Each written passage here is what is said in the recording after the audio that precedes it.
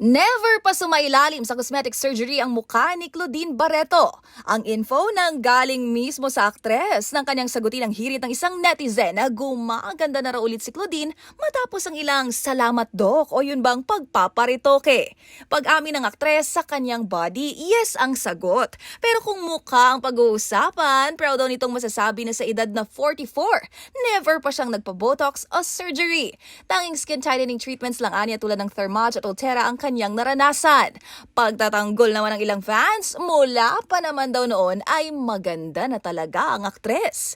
Ang palitan ng komento ay nanggaling sa recent post ni Claudine nang dumalo siya sa surprise party para sa direktor at star maker na si Johnny Manahan o mas kilala sa tawag na Mr. M, kung saan ikinatuwa rin ng netizens ang sweet moments nila ng kanyang pamangkin na si Julia Barreto.